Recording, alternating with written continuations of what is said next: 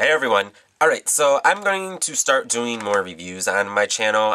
Quite a few people have asked that I do more reviews, and then I know some people don't like reviews because I honestly don't really like watching review videos myself, but I know some of you want to see them, so that's why I'm going to start doing them. But the way I'm going to do them is going to cater to both sides of the people that want to see a review and those who don't want to see a review. From now on, whenever I post a review video, there will be a corresponding tutorial using the product that I'm talking about in the review. That'll be posted right before this one, so that way on the timeline it'll come up after. So after you're done watching this one, you can go watch the video, the tutorial using that product, or if you don't like a review, then you can just click the link that's down in the video description and go straight to the tutorial. So yeah, now you know how that's going to work. But this review right here is actually going to be about Covergirl Smoky Shadow Blast.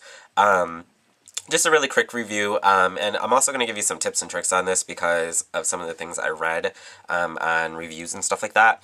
Now, I actually just bought this like on a whim, and the main reason I did that is because I saw the advertisement and it sucked me in, like seeing Drew Barrymore's makeup.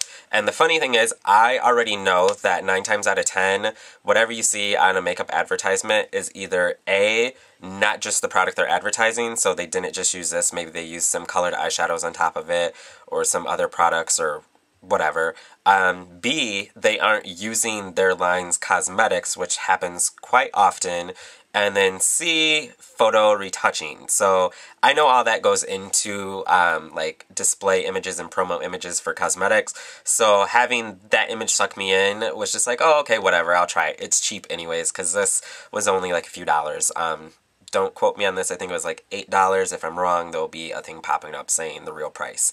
But get your money's worth because there's not a ton, and this product wasn't that expensive. I've used this twice, and you can see when it's extended fully, there's not that much product in there.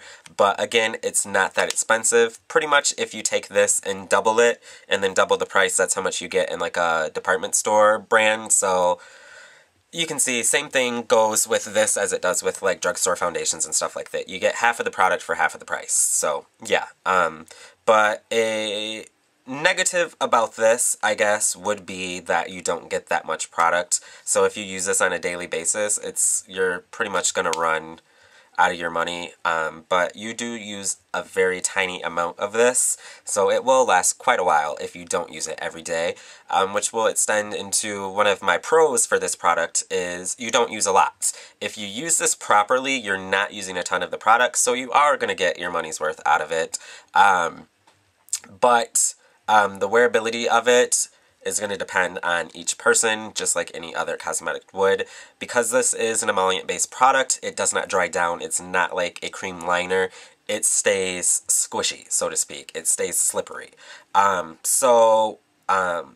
thing I noticed after I bought this, I started looking at reviews online just to see what other people were saying about it, and just like typed out reviews, not actual live demo reviews like I'm doing right now. And the main thing people were saying about this is they hated it because their eyeshadow creased, and that's because they were using it wrong. With an emollient-based product like this, just like you would with like MAC's Cream Color Base, if you're using it, you pretty much don't want to use it on its own on your eye. You mainly want to use it as a base. So using this, you're going to use a very, very thin film of it and then put a powder on top of it, and mainly use it for to adhere that powder and make it so it's a little bit more vibrant. Even if you have dry skin, you still want to use a tiny, tiny amount because with body heat, friction, everything like that, it's going to cause it to crease. So just using a little bit of this and then setting it with a powder is going to be your best bet if you want it to last for a while. I've had this look on my eyes for quite some time now and hasn't creased. When I tested this product out for the first time, I didn't have any problems with it creasing without using a base underneath it, but I used a tiny amount and then I set it with a powder. So if you already have this and you're having problems with it creasing, you might want to try doing that. Now that I've said about using a little bit of this and how that'll extend it and make it wear a little bit longer, one of the cons to this is that it does not dry. Like if I was to reformulate this product, I would make it so it does actually set up on the skin and dry, sort of similar to like Max Grease Paint Stick or Paint Sticks, or like a Bobbi Brown's gel liner or anything like that, where it starts out as a cream and then it actually dries down and sets to like a water-resistant, crease-resistant formula, since this is mainly advertised to give the effect of like a smoky eye or to just use it on its own. And that's another thing, is on the back of the packaging, it just tells you to put this on. It gives you like directions how to use it, and it doesn't mention anything about setting it with anything, so it's gonna crease. It doesn't matter who you are, this will crease on you if you don't set it with something. So that's another thing, is I would put on the back of the packaging, set with favorite eyeshadow or anything like that. Another pro, I guess, would be color payoff, because it actually has very, very decent color payoff.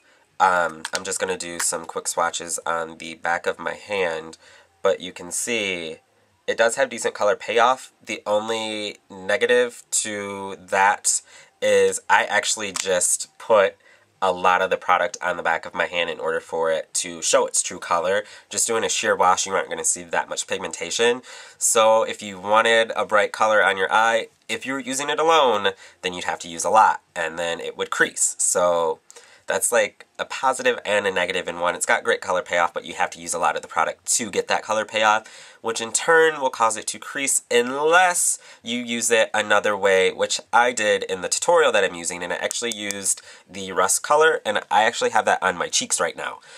So multi-purpose product. You can use it for eyes, you can use it for cheeks, and I'm sure you can probably use it for your lips as well to get a lip color, or use it as a base for a lip color, or base for a gloss, anything like that. So that's another positive to it, is it's multi-purpose. You can use it for many different things. So pretty much my overall consensus on this product, pretty much the way that I base if I like a product or not, is if I would purchase it again in the future. With this one, my answer would be maybe. Only because I have so many products that are similar to this. I have so many like cream color bases and cream eyeliners and just many products that could replace this already that I have, that I wouldn't really have a need to buy this again unless I came out with some crazy color that I haven't seen anywhere else.